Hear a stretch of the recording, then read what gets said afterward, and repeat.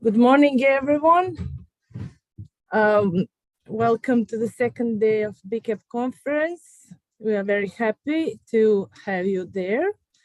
And we are especially happy to invite our keynote speaker, Joanna from University of Southampton.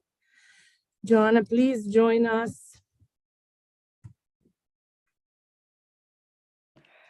Oh, hello, everybody. I'm just going to share my screen and my camera. Please. Oh, hello. Nice to see you, Joanna. Lovely to see you and to see so many names that I recognize on the screen, as well as ones that I don't know, new people. So hello, everybody. Thank you for being with us. And we're really, really looking forward to your lecture. So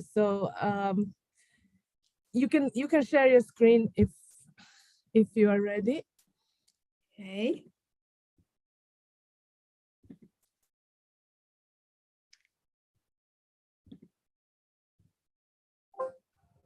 Okay, let's hope this all works. Yes. How's that? Yes, we can see it. Thank you. I will mute myself now. Great. I'm just going to make the screen a little bit higher so that I can actually see everything properly. Just bear with me one moment. There we go. That's much better for me. Okay. So it's lovely to be here. Thank you so much for inviting me to this really, really fantastic and interesting conference. And today, what I want to try and do is set out some thinking about creativity in the context of prehistoric pottery, and more specifically, pottery from the Carpathian Basin, including from the site of Saaslambata in Hungary, where I've worked with my colleagues Magdalena Vince and Marie-Louise Sorensen for many years. So what is creativity? Well, creativity moves from the existing to the new.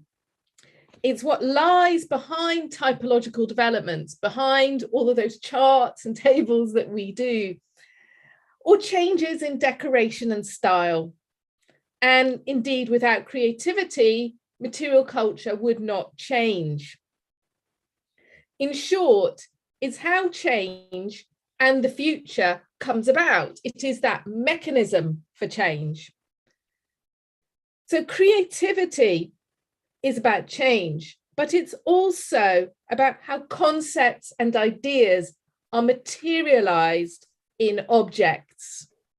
And objects are the material expression of human creativity. So what I'm getting at here is a twin emphasis on time depth and materiality. And both of these mean that creativity is an essentially archaeological notion, because creativity lies at the heart of understanding why and how material culture changes over time and space. And I would go as far as to say that creativity may be the defining feature of human beings. But of course, creativity, as I've explained it now, is not really an easy concept. In particular, it's not always easy to understand its relationship to tradition and the ways in which creativity may work in relation to existing structures rather than breaking free from them. So while we all feel that we may know when something is creative, it's often very difficult to articulate why that is. So I want to try and unpack this kind of complex a little bit today in my talk. I want to ask, what is creativity and how does it sit in objects? And to do this, I want to try to identify 4 pillars of creativity and examine the archaeological implications and challenges that arise for each of these, giving examples as we go along. So my first pillar of creativity is imagination. And to get us into thinking about imagination, I'd like to start with a bit of a story or an anecdote. So many of you may have heard of Sarslanbata, and for the last 10 or 12 years, I've been working with modern creative practitioners in a range of disciplines using archaeology to stimulate new forms of creative practice. And in 2012, when I was early in this work, I shared a really important experience with a group of contemporary artists and makers who we had invited to visit our excavations in Sarslanbata. 2 of these makers were potters. They were Helen Martin and Anne Kelsey, and it was their first experience of being on an excavation. We have thousands of pieces of ceramic at Sarslanbata, and I must say that you kind of get used to it. But for them, it was their first experience of excavation, and they found a piece of ceramic which to me was not remarkable, but to them was highly, highly meaningful. When they found their first piece of ceramic, they were almost moved to tears. They explained to me that they could not believe that they were touching a 4,000-year-old piece of pottery. And through this sherd, they felt a sense of connection to potters in the past. Of course, they recognized the different social contexts of potting, that they didn't have a direct link to the potters of the past, and that this was in many ways a completely vicarious connection. But what's important here is that what would otherwise have been just another piece of pot to me, instead became a reminder of how archaeology not just inspires on an abstract level, but actually stirs emotions and imagination. In a way, it reminded me of when I was a child and I started to be interested in archaeology. So where does that imagination go when we become professional archaeologists? We tend to sort of bury it because we're worried about the concept of imagination. We're worried it's not scientific. But of course, from the cave paintings of Lascaux to the desire to explore space. Imagination is fundamental to human life and to the human condition. Even if we can't enter the minds of past people to know exactly what they were thinking, we know that they did imagine because of the things that they made, both the outstanding and the apparently mundane. So I'm going to give you two, in a way, quite obvious examples of this. Many of you will be familiar with the Bronze Age birds that are found in the Carpathian Basin in various kinds of iteration as ascoi or as rattles or in other kinds of configurations. So here we have birds, but they're not really birds, are they? Because they've got feet, they've got slightly strange shapes, but we still recognize them as birds. It's an imaginative configuration of a bird. It's an imagination of what a bird is and might be. And particularly with the rattles, when they're making a sound, the whole object is designed to make you evoke and imagine the bird. And then when you pour the liquid out of the ascoi, you're imagining something quite different. You're conflating ideas of bird with ideas of vessel. You're creating a whole nuanced kind of range of imagination. So this is imagination at work. You can see how these are operating. And then another example is one that I've talked about in my book, which is these bowls from the site of Vukovarljeva Bara in Croatia, where you have bowls, but they are also bowls that are representative of sun and wheel. They are materializations of cosmology in many, many ways.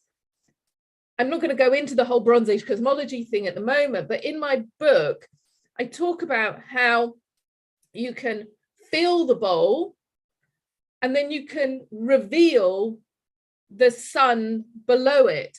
So you can act out cosmologies. So the analogy here is when my son was little, he had a little bowl which he used to fill with cereal, and you could go fill it up, eat the bowl, and oh, the character appears at the bottom.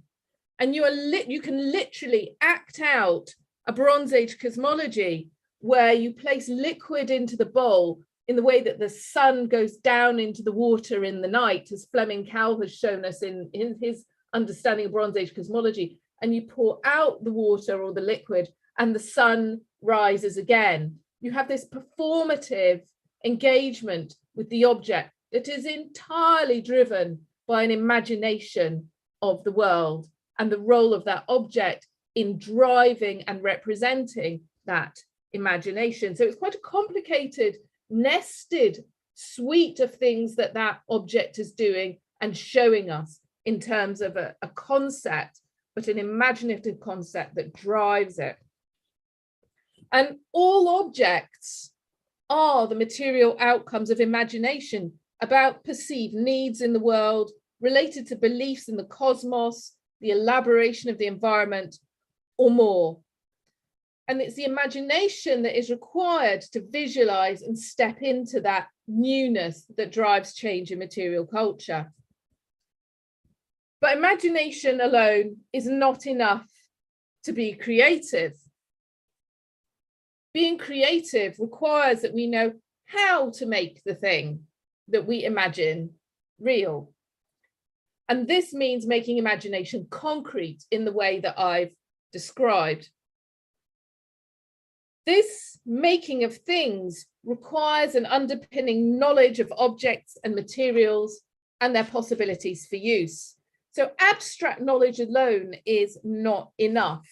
So let me give you an example of what I mean.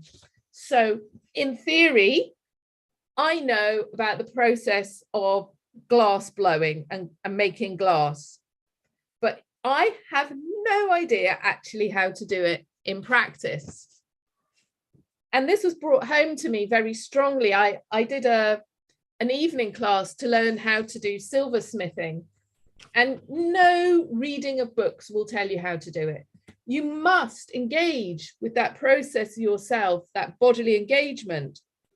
So while the philosopher Bengt Molander points out that while people may have the knowledge of how to do something, without the exercise of knowledge, they're unable to execute it. And that's the know-how that sits underneath it. So I can imagine this vase, for example, but unless I know bodily, physically how to do it, I have no way of bringing it into the world. So this body knowledge is about how to carry out appropriate actions to making something. And that means that there's a close link between creativity and the body. It's what Jan Pallasmaa calls the thinking hand. And I think that's a beautiful term. So an example of know-how that I want to use comes from the site of Saarlandbutter, which is where we have some really lovely and very interesting shapes. We also have a very consistent firing of black vessels for very particular kinds of pots, as you can see here for these Cossida jugs. And this reduced firing is extremely consistent across the assemblage. What you have is a knowledge, a know-how consistently, a very high technical level of consistent firing, which is all about know-how. There are very few technical errors that sit within firing at Saarlandbutter. So they've got a system which they know how to do, and that know-how is very, very strongly embedded within that society, and the bodily practice of firing, or the bodily practice of making these very, very complicated shapes. But of course, know-how has to be acquired. In other words, to know how to make something requires learning how to make it. Creativity won't just come out of thin air, and nor will know-how. So my third pillar is learning. And learning is the distinction between creativity and luck or chance, what I might call serendipity. Although learning from serendipity may lead to creativity. So I've long been interested in the archaeology of children and learning. And there are a range of anthropological studies and psychological studies that show that scaffolded or highly structured learning strategies encourage close copying or reproduction of objects. By contrast, unstructured or unscaffolded learning may be more informal and leaves learners to find their own solutions or problems. That can encourage creativity. But in practice, these two types of learning, which sit at opposite ends of a spectrum, actually tend to intersect and work together. So teaching and learning sits somewhere in a combination of scaffolded learning and unscaffolded learning. In all cases, however, the acquisition of underpinning know-how allows people to problem solve in the making of the new. So what I'm arguing here is that creativity is not a purely psychological phenomenon, as many papers and articles have maybe led us to believe. Particularly, there's a large suite of scholarship in psychology, which is all about that. But I would like to argue that it is, in fact, a very bodily engagement and a learned engagement that sits underneath it. And indeed, recent ethnographic studies of craft production show that it's the most technically skilled practitioners who have both the ability and the confidence to innovate. So you have to have that learning before you can innovate, before you can be creative and understand how to execute that imagination.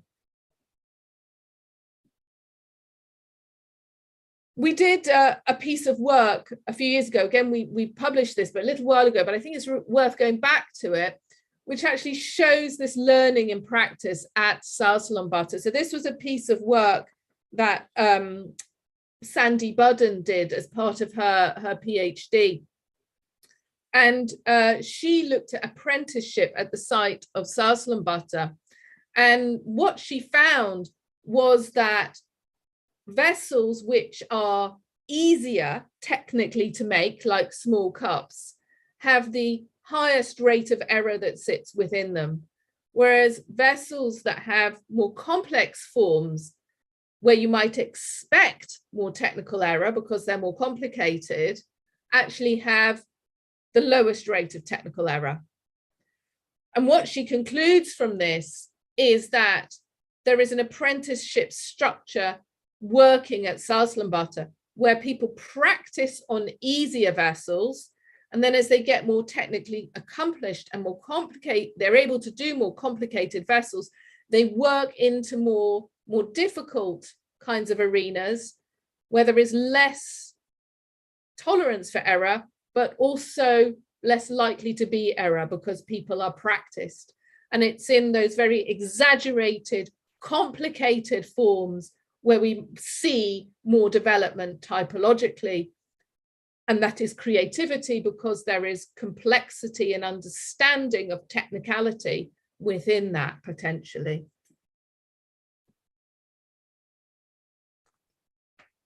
But of course,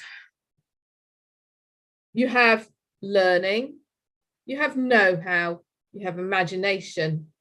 All of those sit within a social setting. Because although the innate capacity of human beings for learning and for creativity is constant, the extent to which this can be expressed is a matter of social values. There are social constraints and there are traditions. So it's people ultimately who accept or reject the new. And creativity always sits within this social context, as well as a technical and material one. So my fourth pillar here is the social setting of creativity. To give an example of what I mean, I think it's important to think about different kinds of contexts over time and space. So we know that changes and shifts in the material world are not uniform across time and space. So, for example, the Renaissance and the Industrial Revolution witnessed tremendously compressed creative developments, whilst Paleolithic technology remained relatively stable for thousands of years.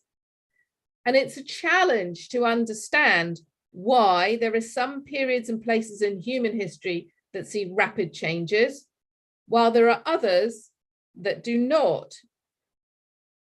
So here I want to turn to the relationship between creativity and tradition, which is a very complex one. And it's one which I think is really fascinating. It's something that poses fundamental questions in terms of how we perceive the archaeological record. And it's not yet something that we really understand. We can also ask why some things make it into the world, why new things are adopted, while others seem to be creative failures. Societies that strongly value tradition in material culture are less likely to take advantage of innovations outside their social group, and they are more likely to deploy scaffolded learning strategies in order to deliberately impose constraints. But this doesn't mean that they do not engage in creativity. Creativity can operate within traditions. And here I want to turn to the work of a really interesting scholar called Vlad Glavinau, who has worked on Easter eggs in Romania and Western Ukraine. And I heard him speak at a conference that I was participating in, and I was just blown away. He's a psychologist, but his work is all about creativity, but in a material sense. So he's not part of that group that I was talking about and slightly critical of in terms of it just being a psychological state. And his work looked at these Easter eggs and at variability within the Easter eggs and the psychological constructions and work that sits behind it.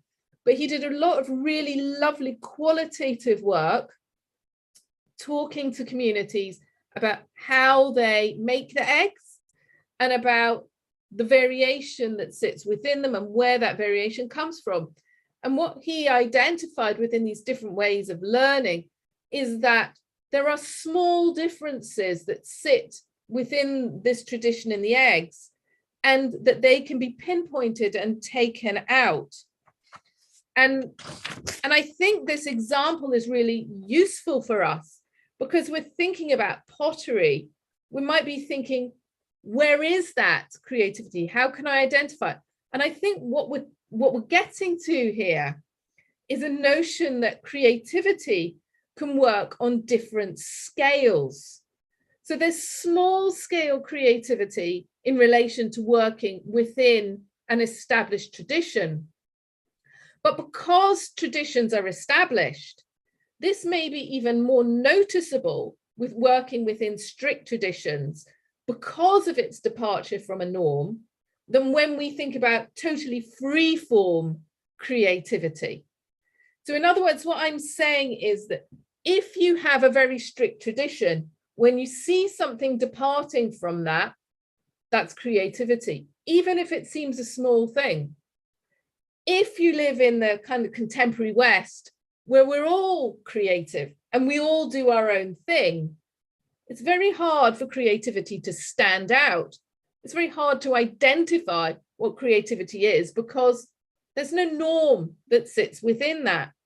So there are scales and there are nuances to this notion of creativity and how we identify it in the archaeological record that are worth thinking about. And interestingly, when I speak to creative practitioners today, it's very clear that the imposition of constraint is what drives creativity, rather than creativity being completely unfettered or a kind of do whatever you want.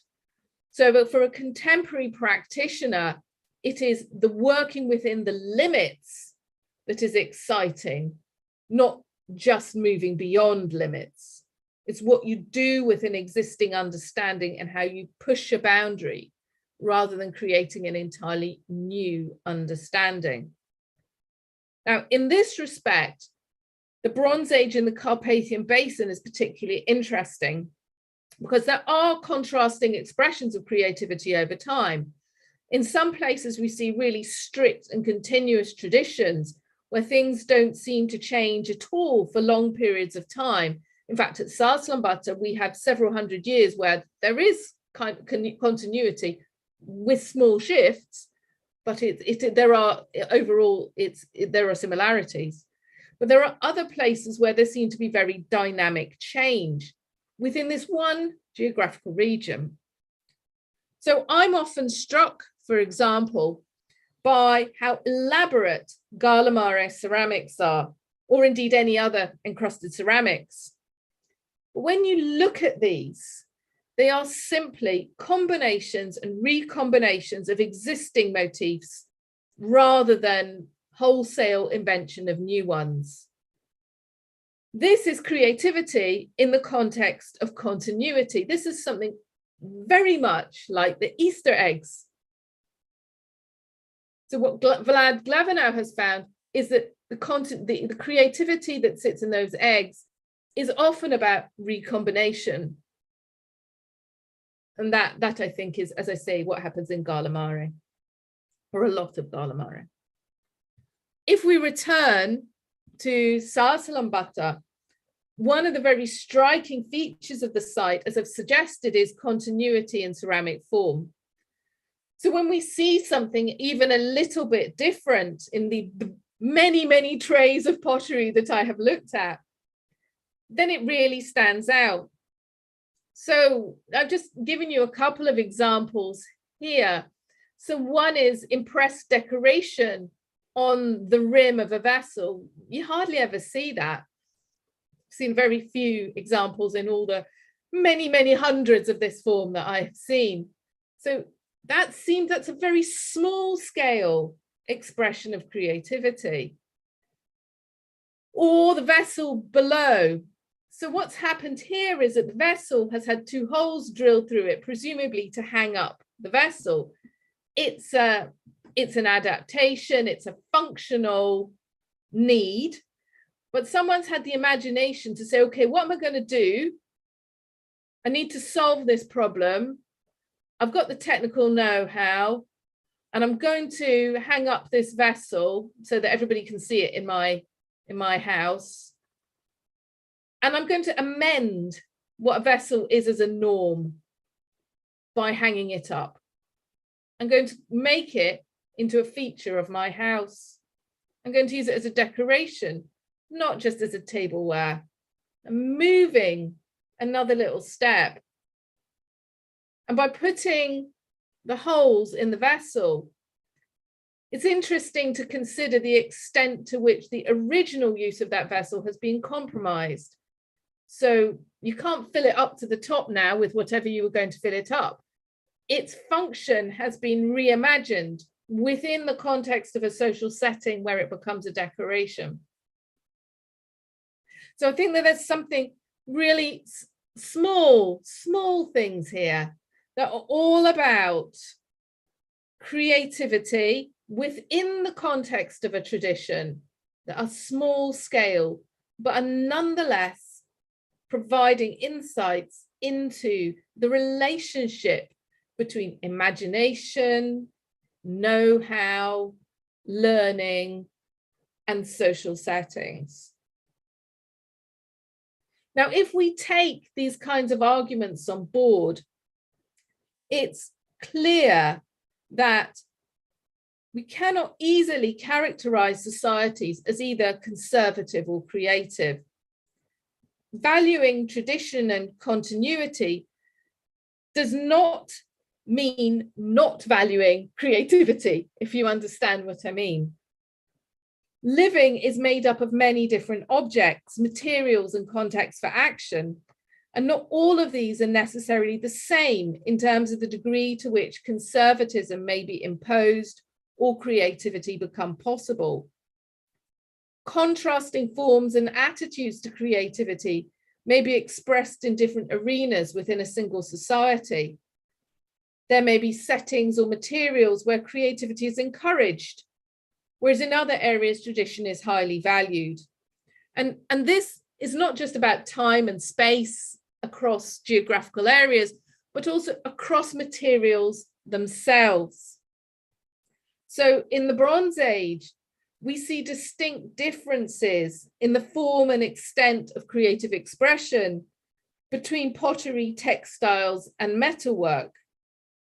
And the rapidity and extent of adoption of innovation also depends on how foreign or new something is. So to give you another example of this, a commonly cited example is the keyboard, the QWERTY keyboard, where you have the order of the letters and the numbers on the keyboard.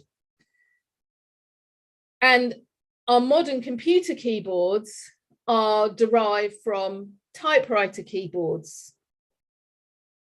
But actually, many people would say that that movement from the typewriter into the computer keyboard, while it's easier for us to kind of comprehend and move from one kind of object to the other, is not necessarily ergonomically or in other ways the most useful.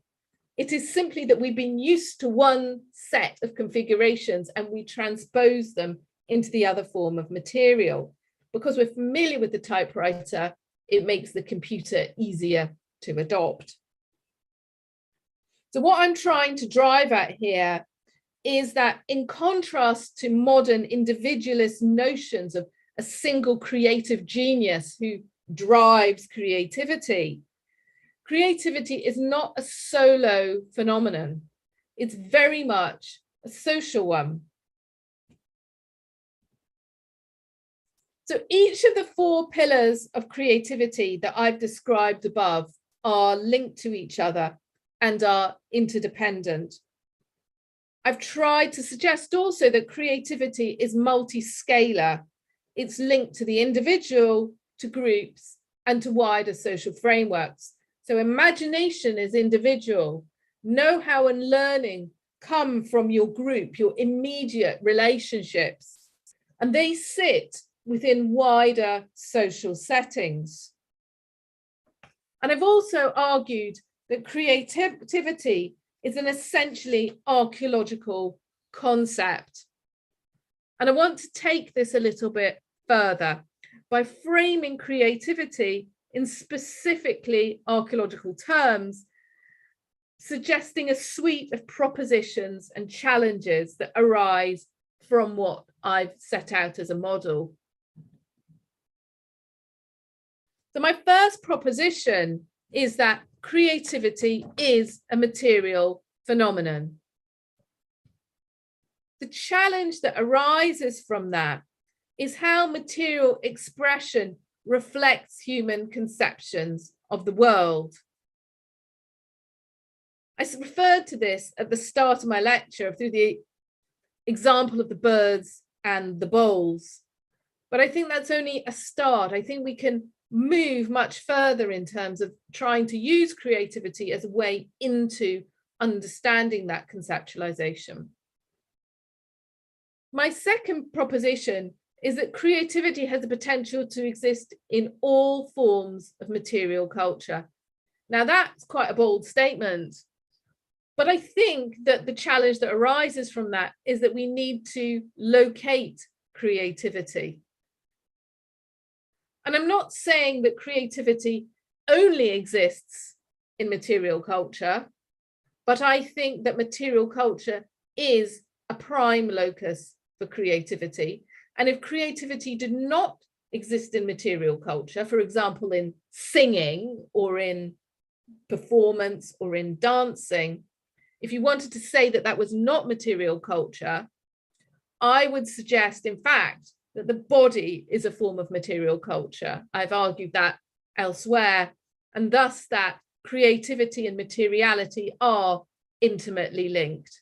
There is almost, I cannot think of a realm myself where creativity is not material, even if you were to suggest that argument about the body being immaterial or performance being immaterial. I still think it is material. So my third proposition is that creativity has time depth. In other words, because creativity underpins material change, it is an inherently historical concept. So the archaeological challenge here is to explore the dynamics of creativity. How does it change over time? How does it ebb and flow?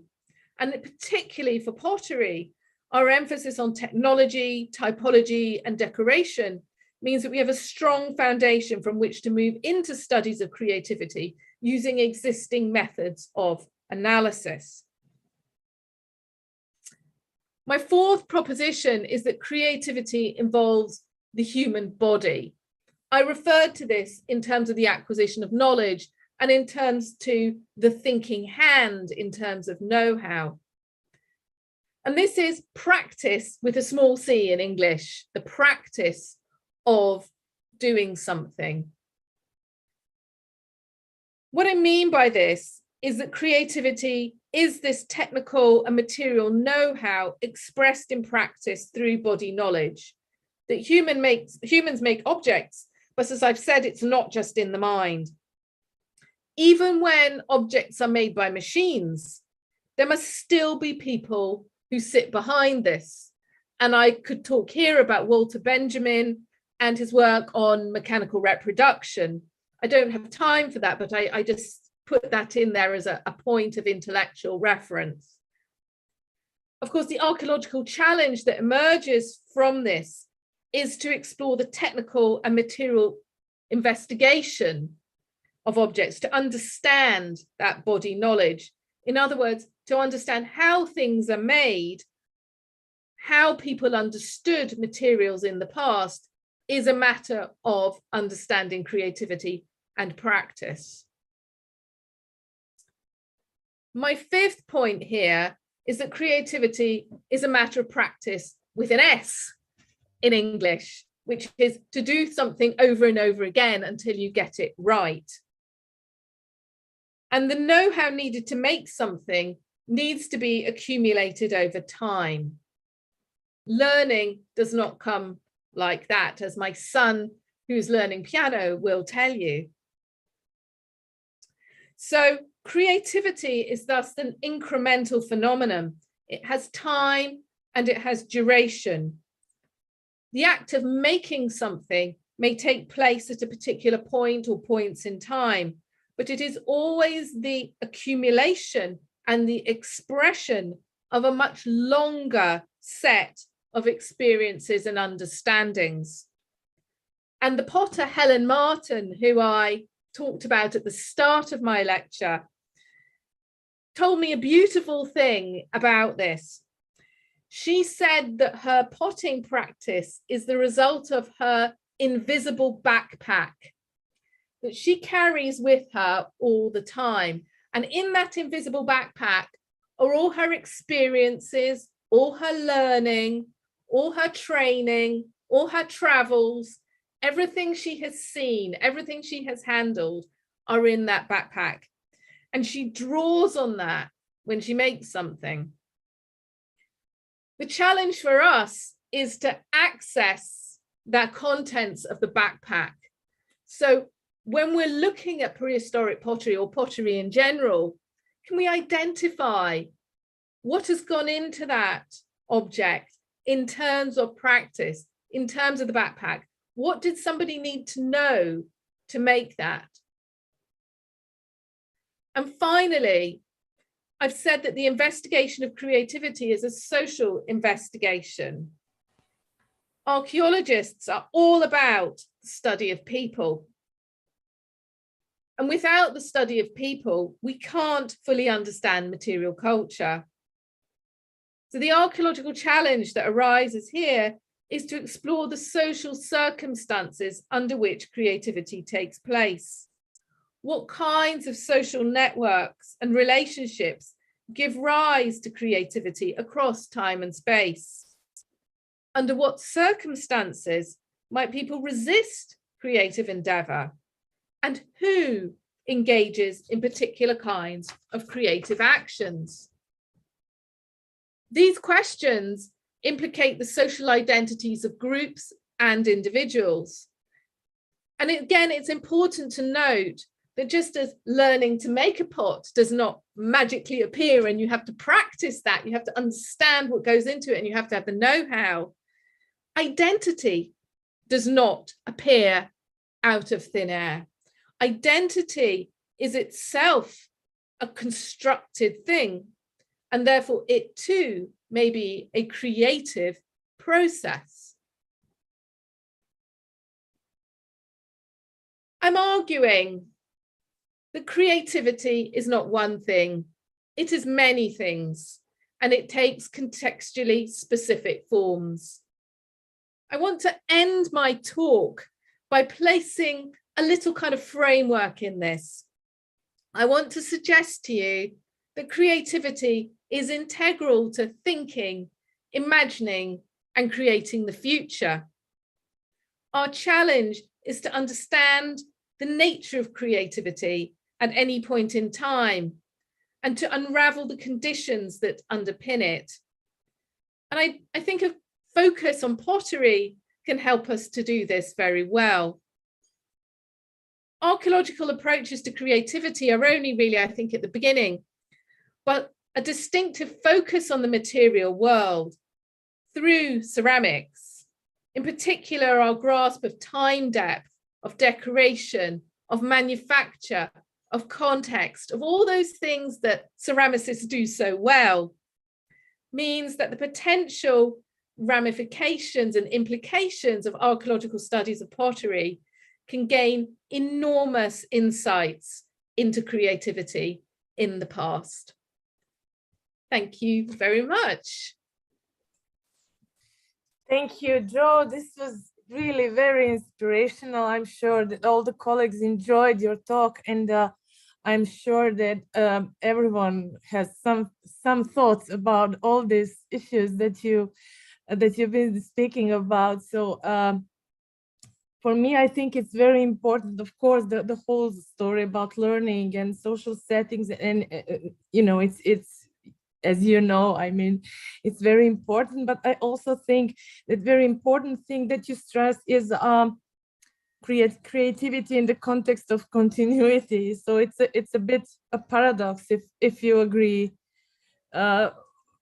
Everything tends to be not to change, but changes occur. So people have to I don't know, to experiment and to be creative in some boundaries that exist. So I think this is very important phenomena for archaeology and for our understanding of pottery and other, of course, archaeological finds, if you agree. Yeah. Yes, I think so. I mean, I think that what's really nice about ceramics is we actually have such a large data set. Yes. So understanding where variability sits can be done. Yeah. You know, it's a practical proposition for ceramics, actually. And because we have such a long tradition of looking at change and continuity in the ceramics, and everything we do is based around those kinds of frameworks, actually thinking about the relationship between creativity and tradition comes to us in a nice way. A few years ago, I had a PhD student who actually did a little bit of this work, and she managed to think about this quite nicely. But I think there's a lot to do in terms of understanding those relationships and what that might mean for us if we reframe in terms of creativity. Yes, I agree with you. I'm sure that other Vanessa Forte is thanking you, and she said this was very inspiring. Nadia Cotto is clapping her hands. So obviously, colleagues enjoyed your talk. Thank you very much. I think we do not have much time, but I hope that you will stay with us, and maybe later we will have some opportunity for more discussion. Thank you for being here. Thank you for this beautiful talk. And I suggest to now we'll have a short break, 10 minutes, and at 11 o'clock we will go on with our sessions. Thank you again, Jo. Thank you so much for having me. I have to pop in and out today because unfortunately I was unable to release from obligations, but I'm hoping I'll come in and out to things time allowed. That will be nice. Thank you. And I will certainly catch up on all the YouTubes. Of course, thank you. Okay, thank you, Joanna.